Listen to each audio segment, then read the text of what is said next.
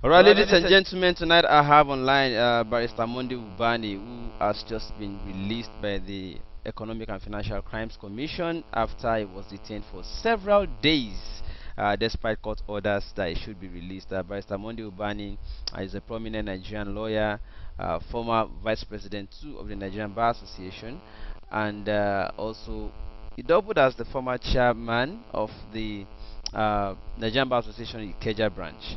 So, Barrister Monday Ubani is a lawyer, a legal practitioner, a teacher of human rights and freedom, liberty of the mind. And few days ago, news filtered that he was at the EFCC detention facility, and we were like, what's going on?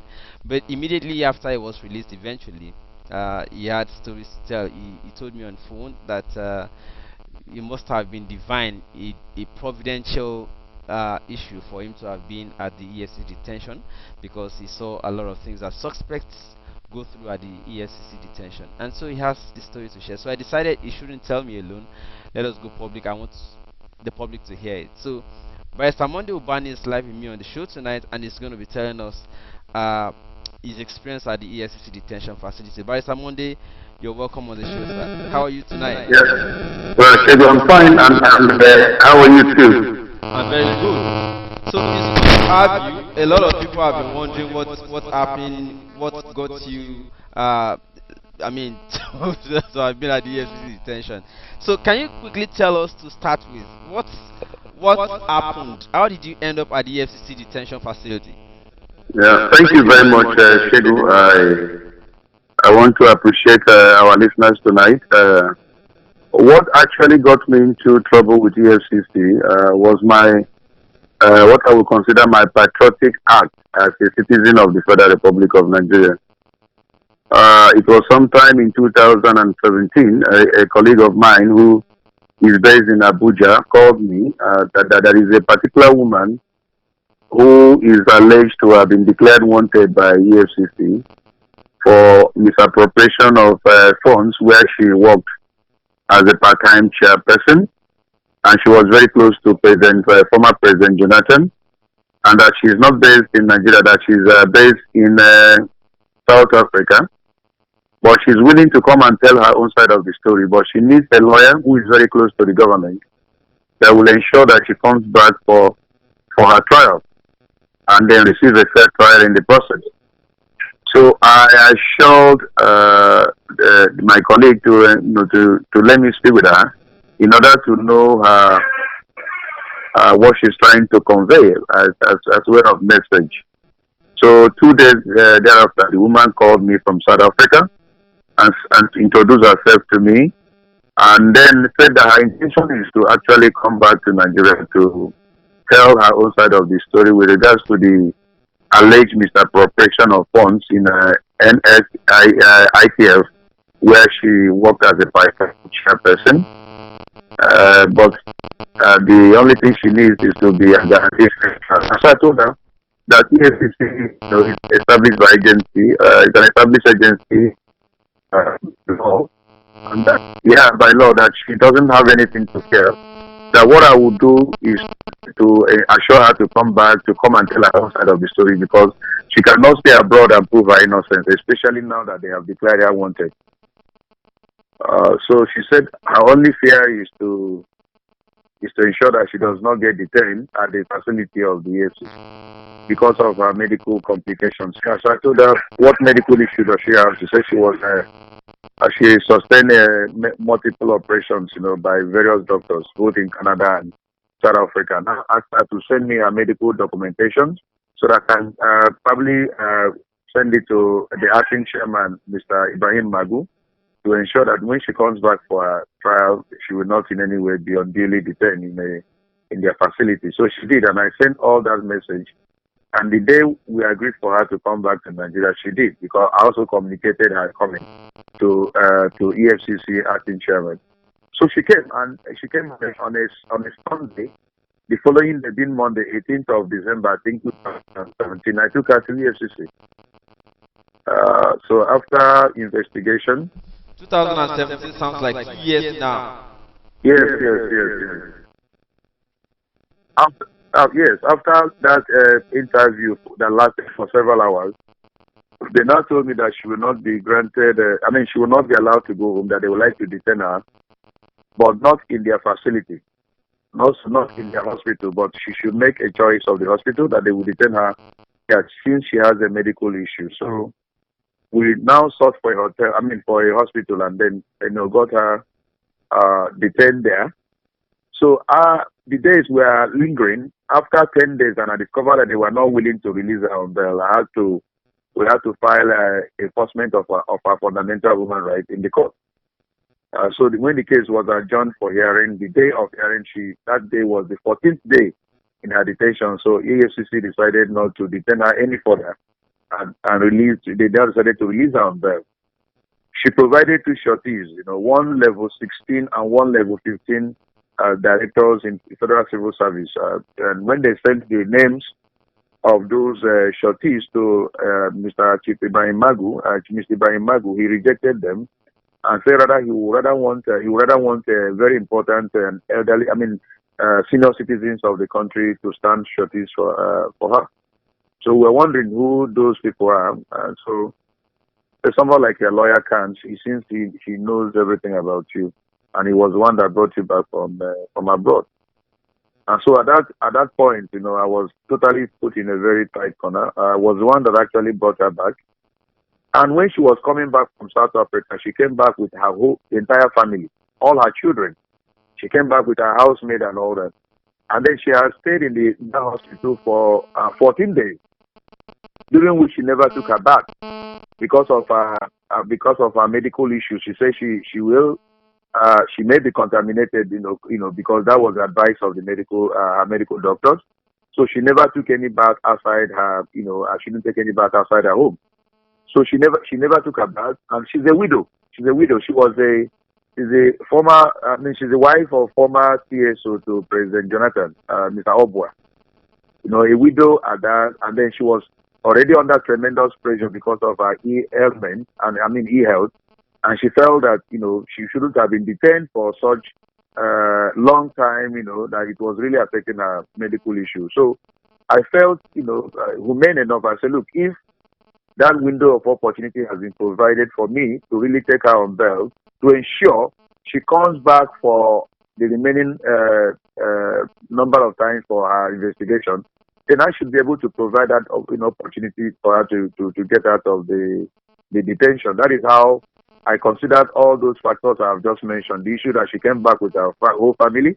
Remember that also she had a right to remain in South Africa and not come back for this particular case. Well, she listened to me as a lawyer and came back to defend herself. And so if she has done that, I don't think that she will constitute a flight risk. She will not go back to the country running away now that she has made up her mind to come and answer all those questions. So in that regard, I felt compelled, and then obligated, and then humane enough to stand for her, and to ensure that she comes for her proceedings, for her scheduled time with EFCC.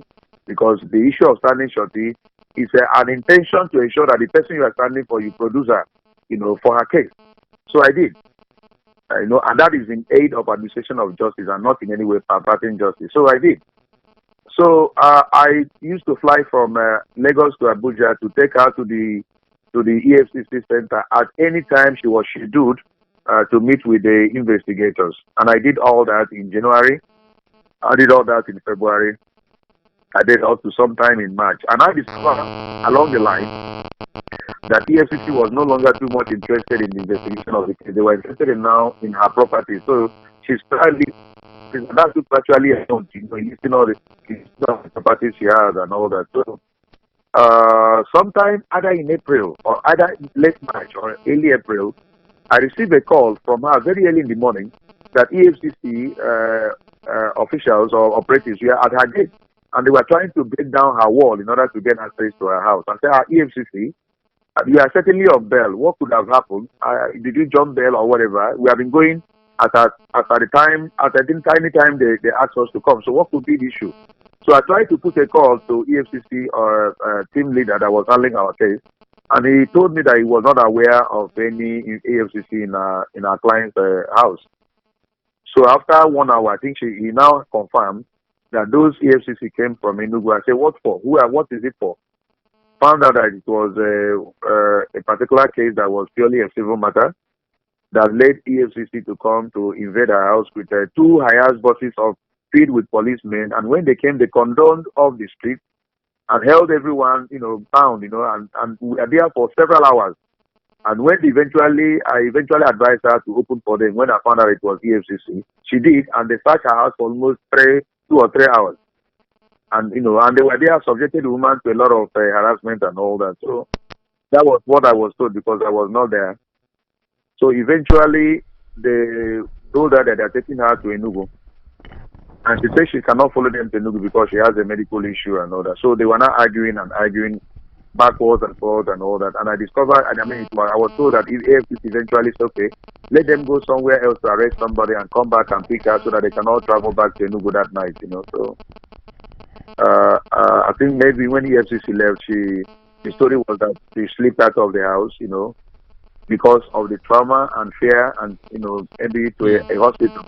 Okay. So from that particular day this incident happened, the woman never communicated with me any further. I never heard anything from her. So after some time, I was worried. I had to travel to Abuja to her home, and I saw all the children. They were intact, and I was asking them, "Where is your mom?" They told me that since that particular day that EFCC came to their house, that they have not seen their mom.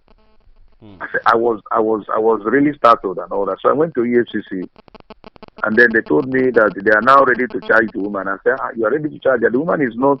I've not seen her." She said, and then you guys were the one that had the last contact with her. And I told them that it was actually wrong for EFCC to have come to arrest her for another offense in such a manner that would frighten a woman who was already on bail. That I'm the eyes too shorty for her. If you really wanted to get her, arrested for another offense, there are procedures that EFCC would have adopted that would have probably not put us into the mess now we found ourselves, One, they could have waited for her to come during one of our scheduled appointment with them and arrest her and possibly go and search her house if they want to. They could have also invited her. They could also call me who are too shorty for her to bring her. So these are possible measures, that to avoid this particular incident that has happened now. So we are now thinking of what to do. Then suggestions start coming from every angle that we should go to Interpol. So I proceeded to Interpol. I started the application for her anywhere in the world to be taken back to Nigeria, because the suspicion was that maybe she has left the country. So they asked me which countries are suspected. I gave them the two names of the countries that I suspect she may be in. So Interpol in Nigeria wrote to those two countries, Interpol. Not much progress was made in that regard. So we now entered into another more comprehensive phase, which was to place her on red alert. And I succeeded in pushing for that particular procedure. It is a laborious one, very onerous, and it took a long time. In fact, Interpol headquarters in France had to write to Interpol in Nigeria to reject placing her on red alert until they are very satisfied that the woman is being tried for criminal charges and not for political persecution or for ethnic or religious reasons. So that letter was sent to EFCC to respond, and EFCC, really took time before they responded. Was a day to the closure of that particular day for Interpol to act, because Interpol gave a deadline that if they don't receive any comprehensive explanation as to why they should place the woman on red alert, they will not in any way regard that application anymore. So I was putting pressure also on the EFCC operative to respond, with the charges so that we can be able to, move along in that regard. So eventually they replied a day to the closure, and Interpol in Nigeria quickly sent that particular information to Interpol in France. So all along we've been waiting for that response from Interpol until this March that just ended, and now came to Abuja and then Interpol to find out what is the status. After some time, they now told me that Interpol in France has responded and has placed the woman on red alert, which was a good news. So it was that news I came to deliver to EFCC in Abuja, so that we can now join hands in order to see how we can get the woman, back to the country and she's suspected to have fled the country. So as And you then the speak next right thing, now, are you suggesting that she is currently uh, at it's the... obvious. It's obvious that she's not in Nigeria. That's from the information available. So that's why the red alert was placed. So and I thought that EFCC would be very happy for the effort I have made so far. One, I was the one that brought the woman back to Nigeria to come and answer to her allegation, which I consider a very patriotic act.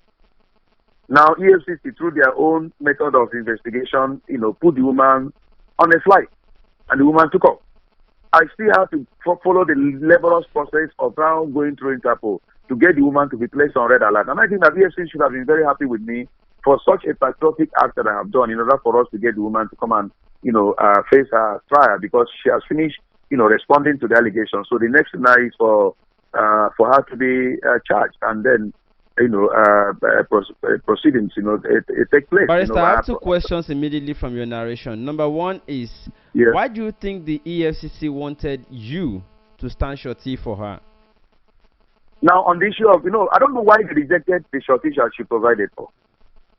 I don't know, because almost all the corruption cases, we have, we hear in this country and all that, it's mostly directors, permanent secretaries, of level 16 and all that usually stand sureties for those accused persons.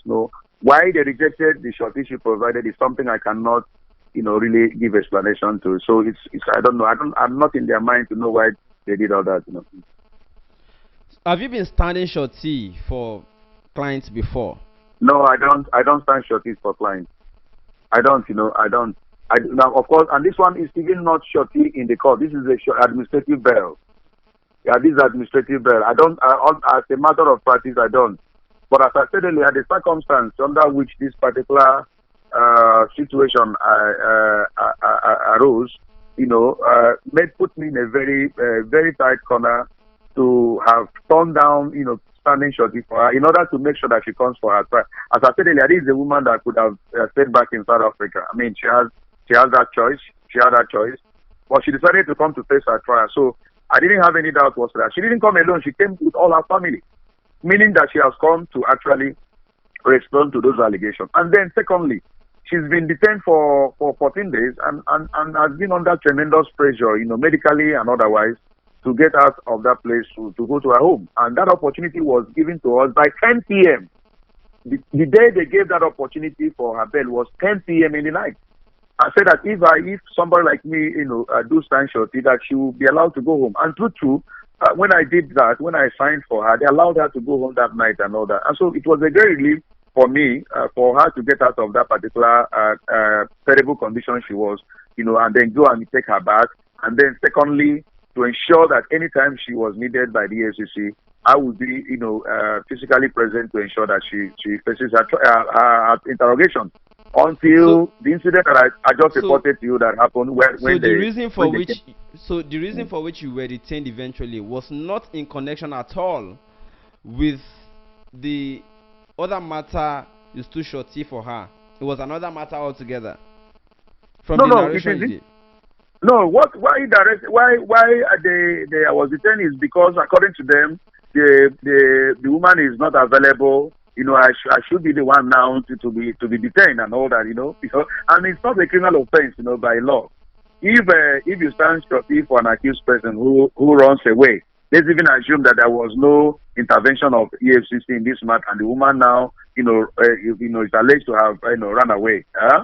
The next thing is for me to show cause as a surety or forfeit my bail bond. That is only a thing that the law requires me to do and all that, and not for me to be detained for an offense that I did not commit. I'm not the one that committed any offense she was alleged to have committed. I only, took her on administrative bail to produce her as and when needed to continue with the investigation until the matter ends, until the matter goes to court. And in any case, I also stood that surety because I wanted her now for them to facilitate the investigation so that the next thing is for the matter to go to court. And of course, when the matter goes to court, she will now, produce her own surety that will stand for her, because the court will make a specific pronouncement as to the bail condition. It may not necessarily be about this issue of very important citizen and all that, standing surety for her. It certainly will be level 16 and all that, civil servants and all that. So I felt that, let's get it done so that she can be able to face her trial. But unfortunately, the incident intervention of EFCC again, put this woman on flight. Before the flight, Mm. it would have been up to how many times that you have already presented on schedule? I think it was up to other 5, 7. It's more than up to 7 times. 7 times. She would go, and all. I can't. It was several. I think January, February, and even March. We're Okay. still, honoring the But invitation. within those times, did the interrogations yield any evidence that she was actually guilty of the crime for which she was being held? Well, this matter is in court. It's sub judice. If I tell you some of the things that that was found out, that's why one has to be careful when people, all these figures are brandished. Sometimes in paper. She was alleged to have stolen 69 billion. Ask yourself, what is the budget of that particular agency? That money includes both all the salaries they paid and all the offices the woman opened, because when the woman came, according to her, they had only 2 or 3 offices. And for the sake of information, NSITL was in charge of pension of Nigerian workers. Not until 2004, when the new Pension Reform Act came into existence, that separated that agency from managing the pensions of Nigerian civil servants.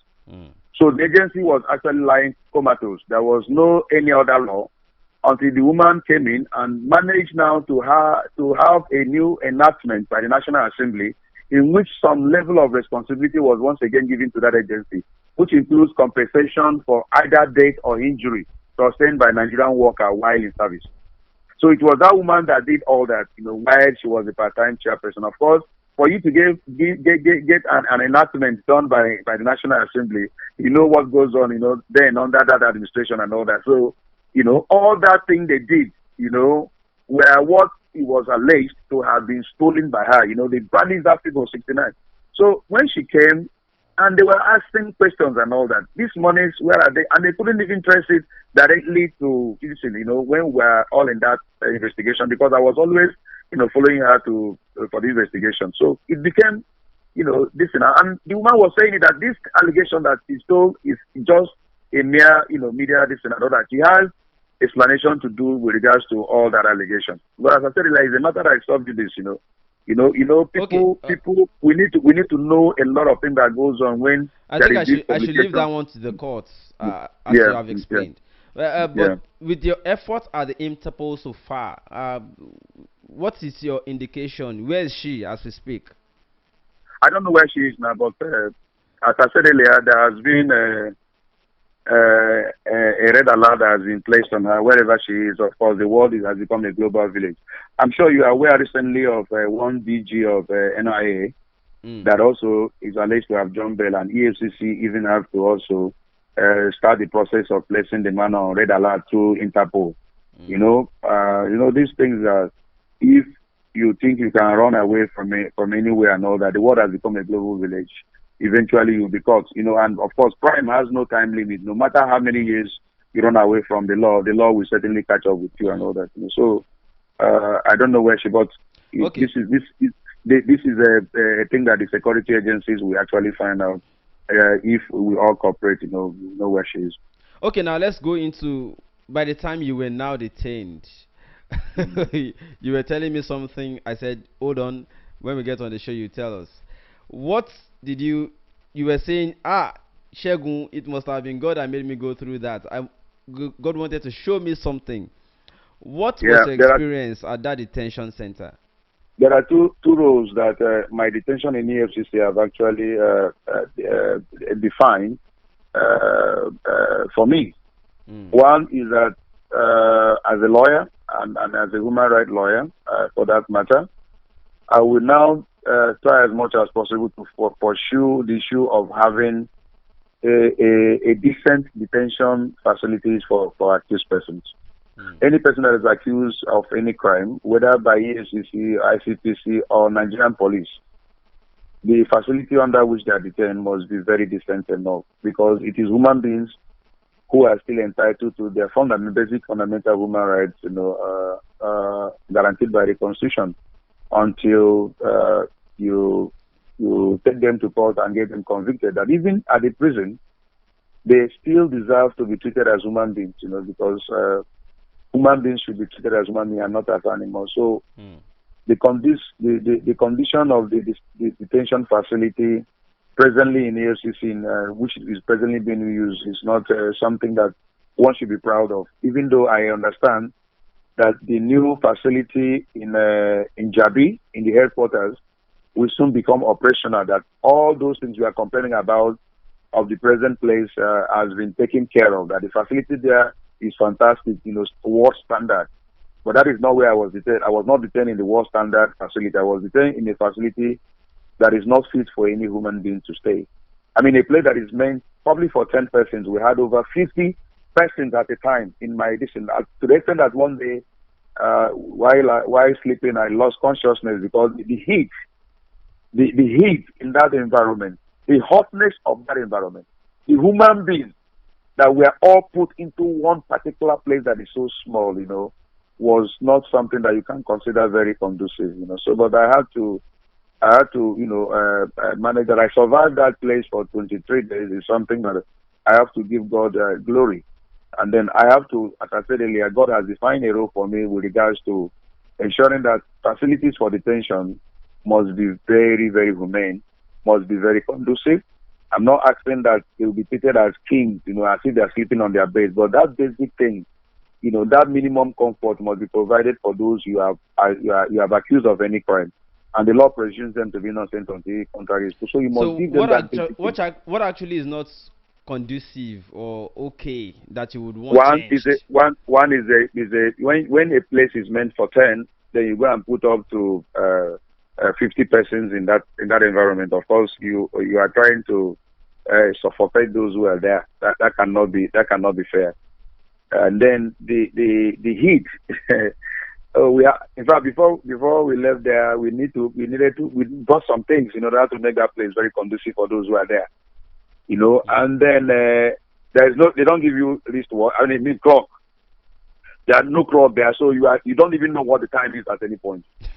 you are in total, so they just want to punish you. Now you don't have facility, even to make call until you are IO. Your IO is your investigating officer. So if your IO does not come for 2 weeks, with your phone, you cannot make any call. You cannot reach your phone. Sometimes they detain some people. They don't even have opportunity of calling their families to tell them, oh, I'm going to be detained, in this place and all that. So this issue of, punishing people, all in a bid to dehumanize them because you have accused them of a crime. These are things that I am going to, take up by way of reforms, either by National Assembly or some of the agencies that are in charge of them. We address those issues, to them directly. So we must begin to insist on humane and conducive environment for detention for people who are accused of crime. I have been there and I've seen that what I saw there was not humane, was not conducive enough for human beings and all that. So how many days did you spend there in all? No, it was 3 weeks plus 2 days. That is 23 days. 23 days, yes. 3 days, yes. I was detained on 19th of March, and I was released on without any charge. Yeah, there was no. Yeah, then what I did now was to ask my lawyers to enforce my fundamental human rights, which they did. They fired and then got me, to be either charged for any offense or released, and that particular order was not obeyed. We learned that the court pronounced that you should be released, but they still refused to release you. Why until was that? That question should not be addressed to me. You may have idea. I don't have any idea, but I know that particular order was not complied with, as given. Okay, so when are you going back? So when are you going back to to that facility? When, of course, going back to the facility is a I've been there now. Detention facility. I've been there now. I'm no longer afraid of going for detention because it's good to experience it. But it's not something you pray to willingly just go and submit yourself until they say otherwise. So I will be honoring their regular appointment until maybe the charge is given to a court, because there is a charge now that I influence the course of justice, and and I then was going there. I was actually going there. yes, these are the, so we will await the time the matter will be assigned to a judge and to a court, so that we can How many have it. counts against you now? Now that they are No, finally charging you with. yeah, okay, Uh, it's two counts, two counts. okay, the first one is conspiracy. I read. Conspiracy to influence administration of justice, and then the second one is intent to influence administration of justice. Intent to influence And intent, yeah, administration of intent and justice. conspiracy. Okay, fine. But when last did you hear from the woman? I've never. I said the last day she spoke to me was the last day that EFCC invaded. That second time they came to arrest her. And she has never spoken to me up to date, up to now, up to now. Mm, mm. Okay. On a last note, is there something you would like to say to Nigerians with respect to? Yeah. The second assignment that God has also defined for me while in detention is the issue of also the mode sometimes of arrest and investigation. As I said earlier, this woman issue could have been way better handled. The second arrest issue could have been picked up.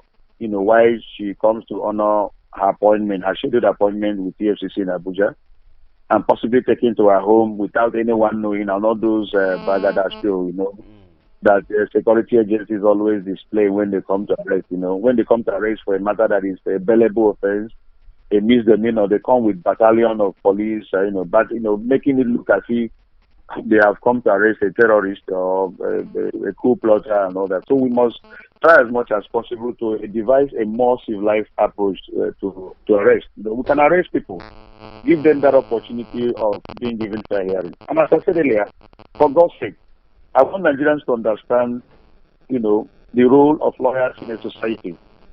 My role in regards to this particular case, should actually be properly defined. It was patriotic zeal that made me to get involved with getting the woman back. We can see that persons like Desiani is still outside this country today, and Nigeria has been making frantic effort to get her back to Nigeria to no avail. There are so many persons, this president government put them back to the country to answer to the election. But in this case, this is a woman that they declared wanted, and through my own singular effort, I was able to bring back this woman to the country. I convinced her to come back to face her trial. That to me is a patriotic, act.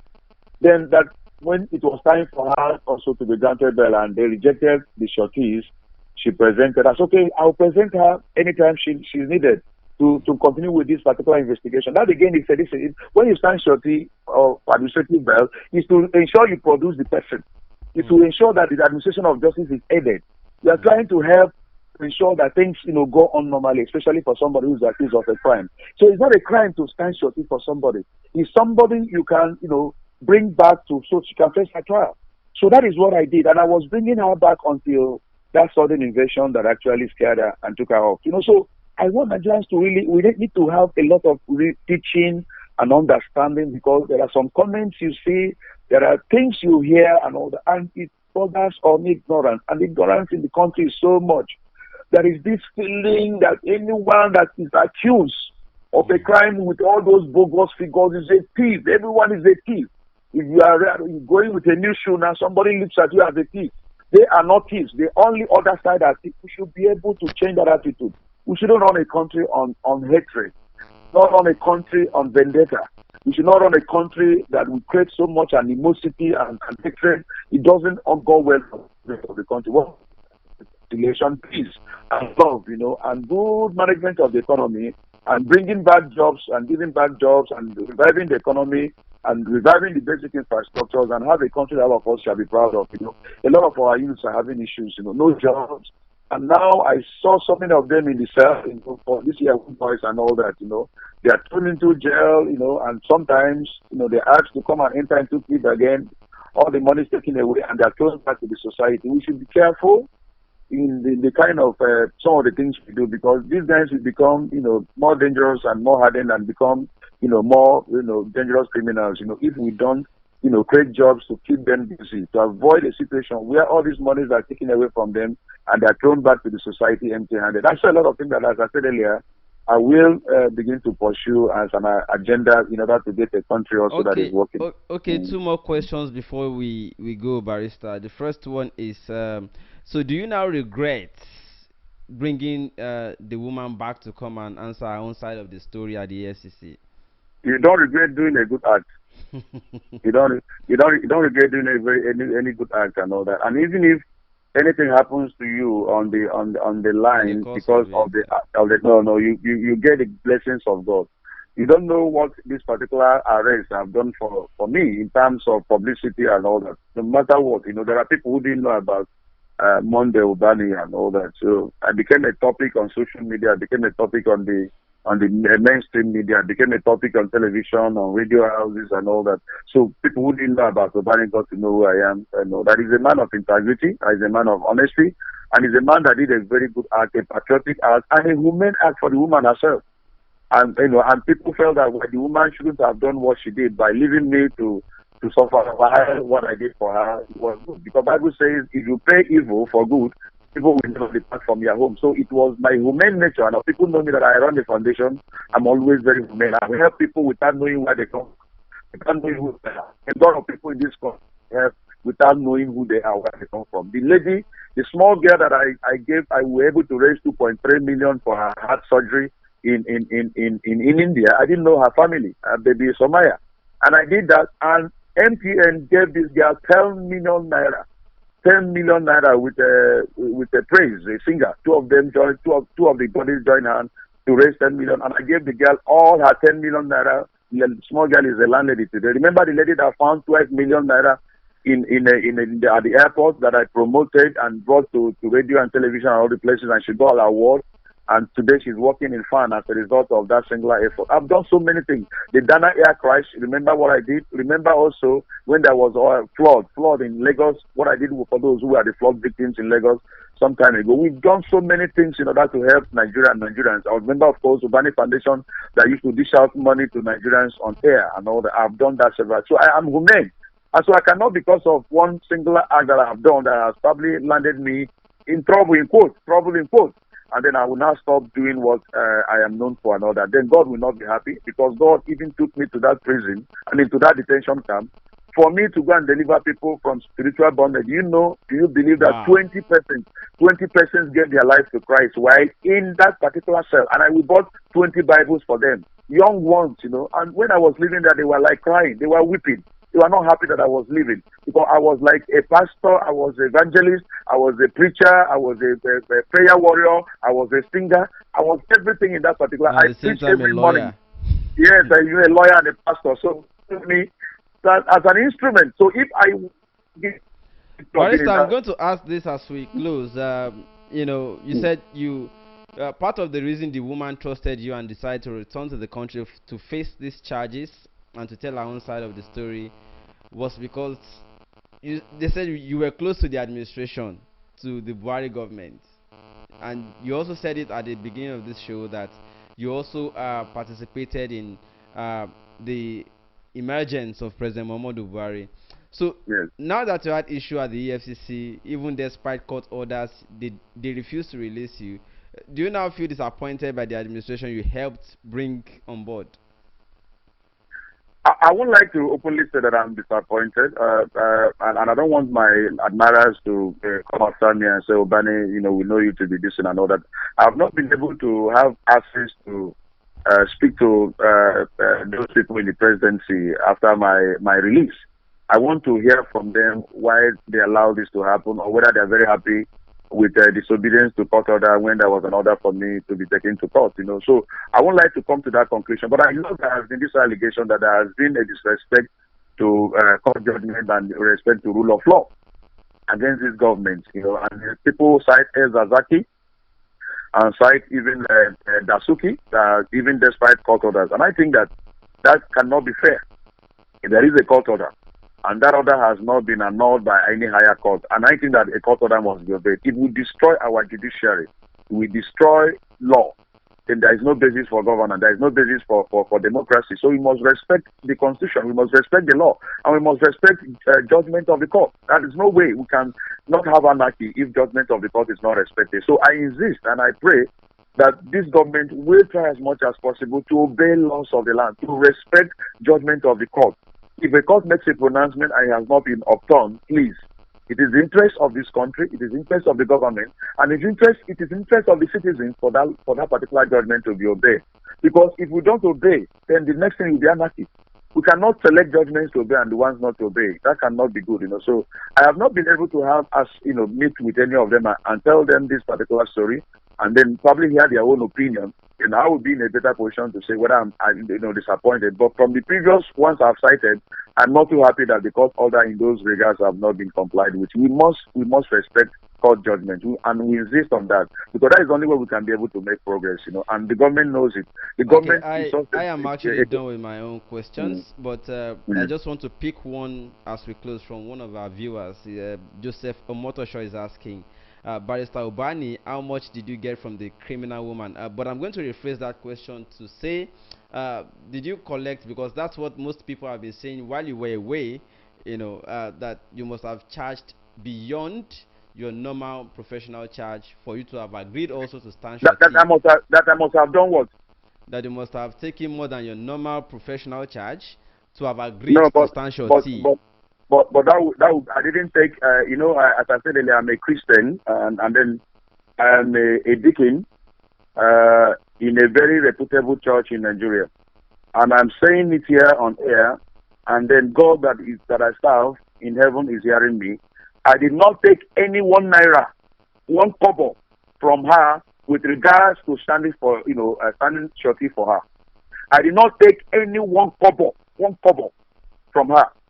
The circumstance under which I stood surety was when they rejected the surety she provided for, and that window of opportunity came, and I was the one that brought her back. Then that's why I had to. At that point in time, why would I even be talking about money to stand surety for somebody that I brought back for to come and answer her? Why would I do that? With my level, with my reputation, and all, I did not take any kobo. And I am saying it here not in order to listen, but for the sake that I am calling God's name, the Almighty, who sees the secret of every heart, and who knows, what transpires both in secrecy and in open, and who also will judge, us at the end of time, at the end of this world. God is going to judge every man that has committed any crime, especially those that lie. I did not take any 1 naira from the woman for standing surety. It was the circumstance under which that particular opportunity came that I had to act, having considered all the factors I've mentioned earlier to stand surety. And then for the fee she paid, she never paid me any outrageous, all those money you hear, 90 million, 100, no. It was a moderate fee that I charged because of my reputation. I mean, people know me. I've been in practice for 29 years, for God's sake. There is nothing outlandish about me. If you see my car, I'm still going, on old car. If you see my cars and all that, the house I live, I built my house since how many years ago? That 14 years ago, my personal house and all that. So I've always wanted to live within my means.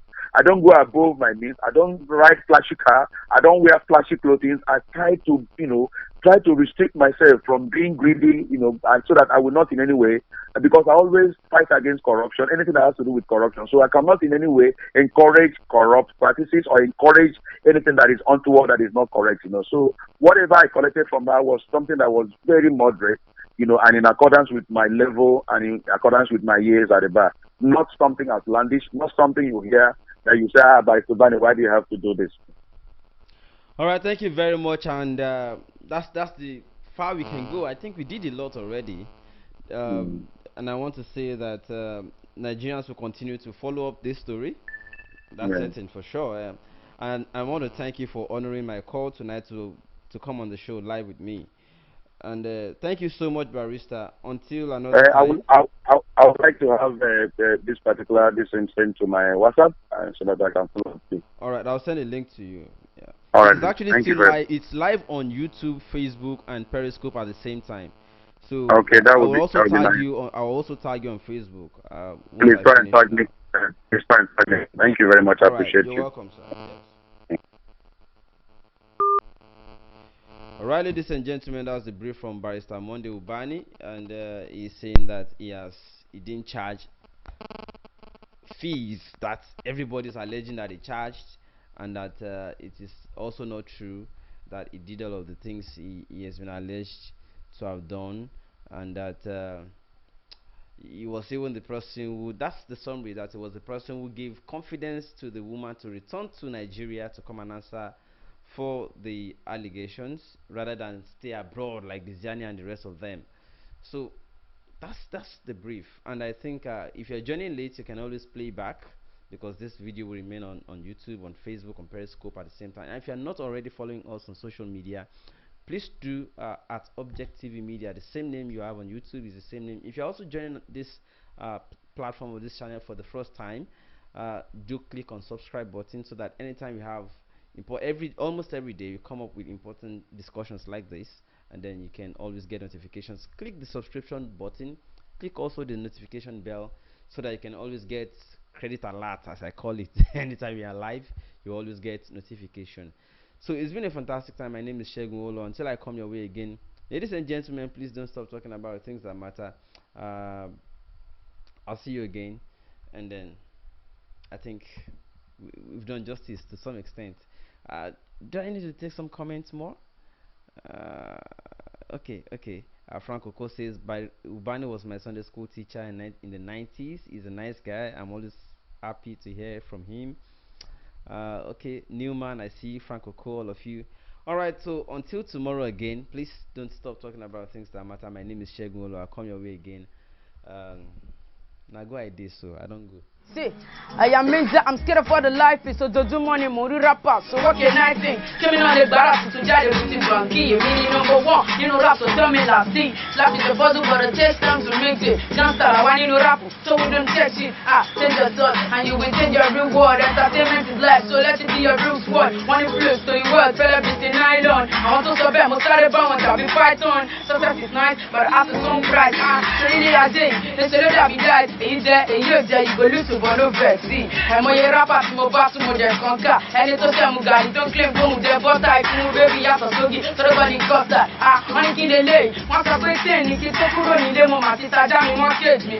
One in the lane, once I put speaker, security day, yeah, you better speak out. One in the lane, once I put flashlight, once I want to be Afghanistan right. One in the lane, once I put set me, save me down, play at your dad, on my bench, let go, see, okay, otherwise. To shop for the baby law, otherwise, don't work on any bang, from a young general, Mogo community, boy, Moya Rapa, sorry, freebie, so that's Sado, tell if you wear a more, not that, but you take no coming up, I call Gogoa, and I fair blow, let go, Lama fair blow, your boy to the world, let's go on animal, and it's over soccer mini box, and you cannibal, did you know, and it's over far, so bad big boundary milk, in Safa, and one lime of corn, only one so far, yeah, but don't want to get to call in last, Kere la Kere cose mi farie, Timbalo la mama ti darie, ti metti se cassi mi je kinte twinny, the world, the lady, mighty and Pele and mighty, but mighty with mighty is mighty. Don't ever dear me, ain't me dear me, mole rap, the ink baby, Bekere, spell on the street, from my no mayatis Kere, come a young general, what's up a pedera, all my yati body can see you to the pedera, oh yeah now.